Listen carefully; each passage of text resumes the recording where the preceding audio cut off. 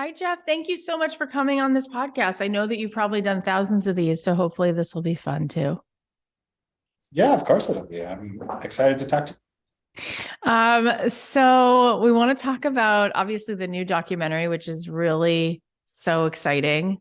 And before we get into that, I just want to know a little bit about you and when and how did you even discover that this was your mission in the world to make these kinds of movies? Well, I always loved films. And then at a certain point, I started seeing documentaries and thought that that might be a more interesting way for me to go. I the part that I didn't really respond to with filmmaking was sort of having to lead 100 people up a hill and like knowing the right answer before, right at that moment. So when I started seeing documentaries and then I took a documentary class at school a long time ago, it was like, oh, we can do this like in a very small group. And I don't have to be right, which was key because I would usually be wrong first. Like I'm really good at like my second decision on things. That makes sense. Yeah. Whereas it felt like directors had to be like omniscient, and then documentary filmmakers, it was like, no, you can kind of hold two ideas in your head at the same time, you know? Mm-hmm. So that kind of resonated with me. I had some really great teachers. A woman who I just saw the other day, Kate Amend, who's a brilliant documentary filmmaker and editor. And she really kind of turned me on to what it is to edit things. And I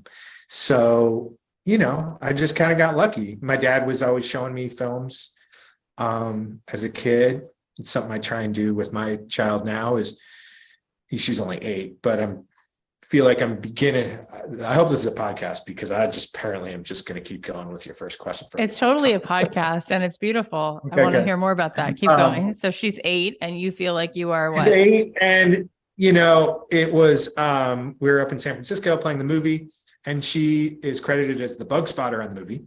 So when you see little bugs in Marceline, she found those bugs, and she just got so into introducing the film. And then the next day, out of nowhere, to the museum director, she goes, "I'm a filmmaker too."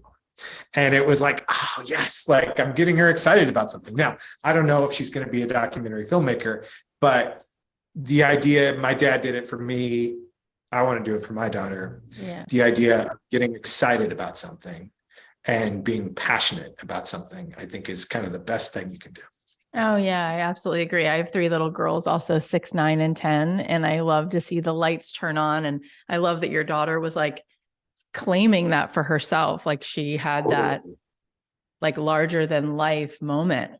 To that point, yeah, it's like I have evidence of this now too. And I told my wife, I'm like, if you want a Christmas present from me, just frame it. It was her, Floyd Norman, who you see in the film, was teaching everybody at the screening how to draw Mickey. And she drew Mickey. And at the top, she said, "I'm Mira Malmberg." And at the bottom, she said, "I'm a filmmaker." And I was like, Christmas present, frame that. I'm done. Yeah. Yeah, totally. Totally. Those are the things that money can't buy. And it just fills your whole soul, right? You're like, this is it. This is it. I want to talk about this movie, but before we do, I just want to give people a tiny little look into things that you did leading you here. And one of those beautiful projects was Won't You Be My Neighbor? And I'm curious how that shaped you as a person, how that changed your life. Yeah. I mean, that's the cool thing about documentary is you can ask that question and it's sometimes can be true, because the longitudinal quality of documentary allows you to be one person on one end and one person on the other. And definitely, although that wasn't one of the longer films I did, it was a key film for me. In that, so 2018, I edited it in 2017. That means my daughter was 2. So, one of the things I did with her when I was in the mornings was I wanted really quiet things to watch with her. It was really an excuse for her to just look at something. I mean, I'm talking when I was cradling her, right? And so naturally, Mr. Rogers' Neighborhood is so quiet. And then I started to see these direct addresses that he would do to you, and it was like, oh, wow, there's really something going on here. And then just at that time, my friend Morgan said, oh, I'm going to do a Mr. Rogers documentary, and sort of like grabbed him. It's like, I got to work on this movie because there's something happening and I need to figure it out, and it turned out that direct address was really his sort of like, in my mind, him preaching to his choir, right? And he really had the tiger by the tail at a certain point where he was leading culture, small amount of culture, but people were really listening to him. And he was seeing television in a new way. And then, he got so popular at a certain point, that all starts to turn and he's made fun of. And he's, as his message is getting stronger, he is kind of being, Eddie Murphy's making fun of him and this and that. And, so it was just naturally kind of an interesting thing to want to do, to try and figure out a voice like that. Because I think it's a voice that's really beautiful, but as with anything, it's not all ups, there's downs too. So, and I think Mr. Rogers is somebody you look at, it's like, oh, goody two shoes. But, a lot of people would dismiss him. I remember early when we were working on the film, I know I got this, and I think Morgan was talking about it, he got it a few times too, was people would be like, there's no drama there. What, you guys can't make a movie out of that. What are you talking about? Like, this is Mr. Rogers. Like, who would be interested in that? And it's like, no, the drama is actually there, but it's just very thin. It's this idea of like, when you have people's attention, what you do with it and what happens when that turns, and are you true to yourself, et cetera. So to me, that was sort of the unspoken engine of that film. And, the fun part about documentary is you don't know it until afterwards. Like I have never said that, but that's sort of how I always viewed the movie, Yeah. I just wanted to tell you personally, that movie came out right around my birthday. So that's what I did on my birthday that year, and cried the entire way through it. And as a person who was a world religion major and then lived in Jerusalem for 3 years and studied mindfulness at UCLA for a few years and has been such a seeker, I can tell you that movie was medicine and was a completely life-changing experience. And I had the good fortune of growing up with him, and what you said encapsulates the entire brilliance of the music he makes, which is the presence and the resonance of the way he looks into the camera and communicates to the viewer that you are loved for no reason other than you are worthy of that. And how significantly that changes a human being when somebody has that level of presence. That's the drama. The drama is that people feel so unseated.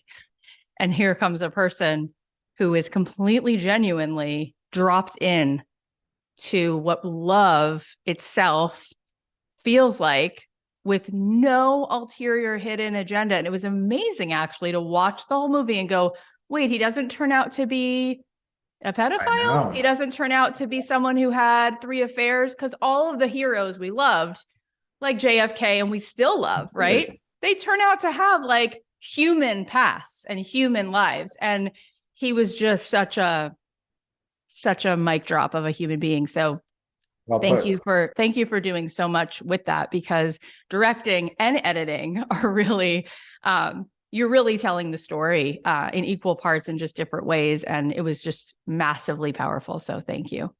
Thank you. I mean, that's one of the fun parts about documentary is you don't have to do it all yourself either. Like the answer is always between people, I think, so I say this as if, I did it, but we did it. And it's like my friend Aaron, who edited it with me, did it. My friend Morgan, who directed, did it. It's like we all figured this thing out together. So it was a really, that to me, if I can do that a few more times, like I count myself more than lucky. I totally agree.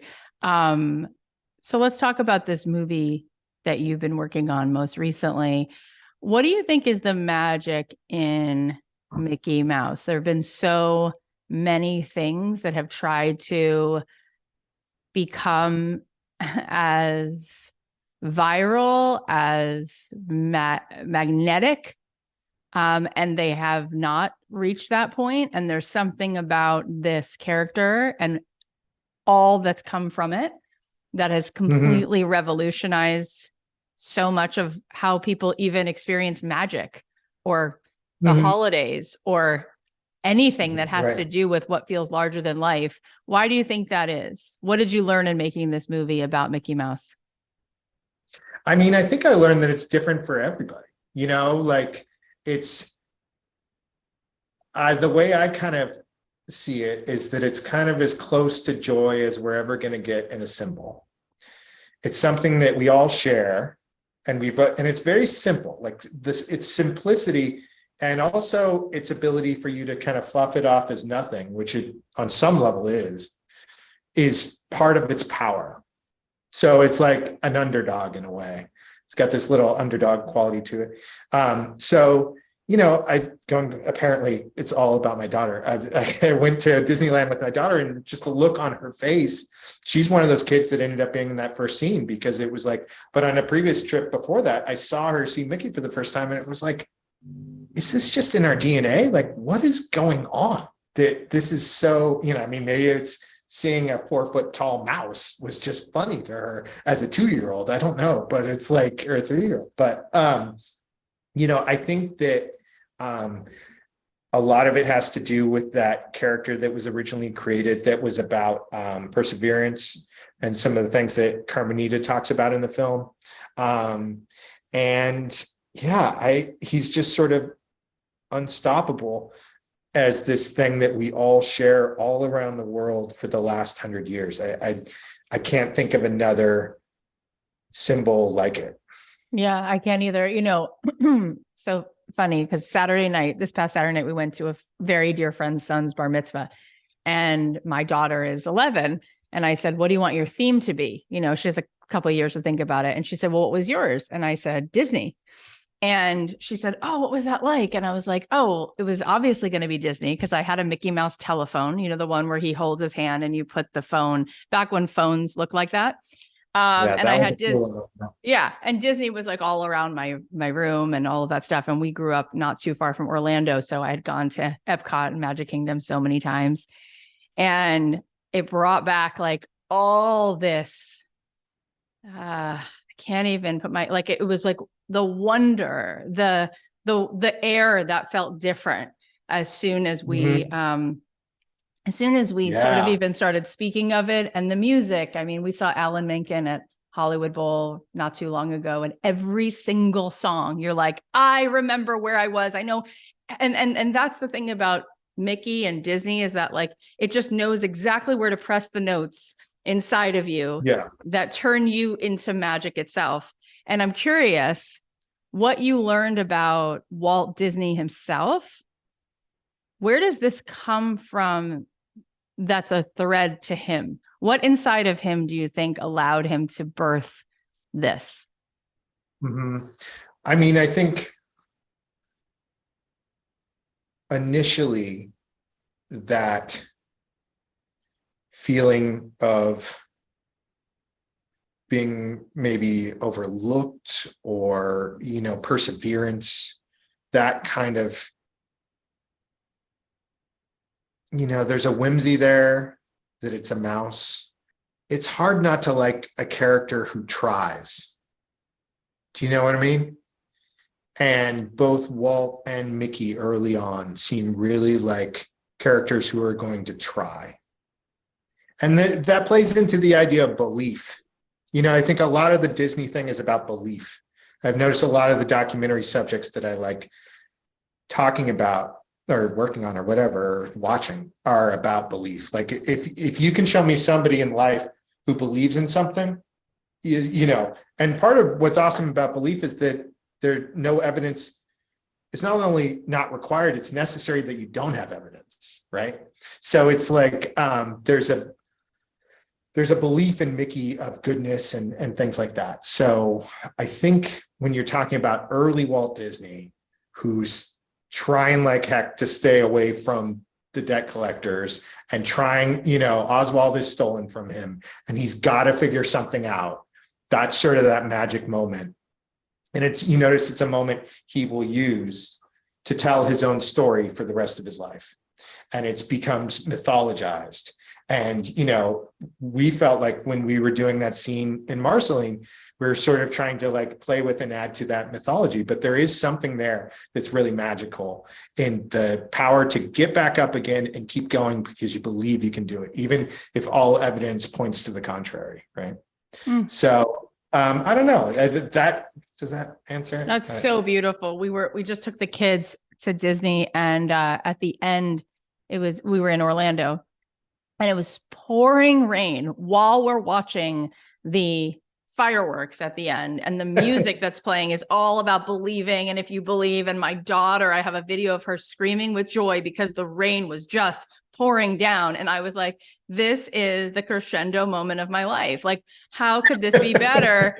And it was that belief. It's like why does anyone love a Disney movie? It's because Moana sees what's over that horizon and she's willing to bet it all on it. And I love that you just said that. So in making this movie, when people will watch it, what are you personally hoping they take away from it when the movie's over? What lesson do you want them to come away with? I wouldn't call it a lesson. I would just say that it's like the value of little things maybe is a big one.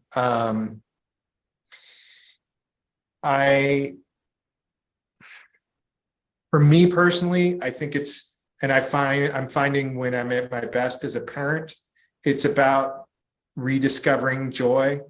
And in a world where there's so much negativity, trying to err on the side of belief or joy, or, not at all costs and not to anyone's detriment, but to try and cut people a break, to try and see beauty, really strain to see it. So I don't know. I think something like that. It's tough because it is so, usually I'm attracted to stories that are sort of, Fred was one thing, but in other films I've done, it's like nobody had done a film about blank. Whereas there's 500 pounds of books about Mickey, Walt, Disney, etc. So it was never a function of me trying to prove anything to anyone. I just wanted people to see their own version of it better or more clearly or more deeply, if that makes sense. Yeah, it totally does.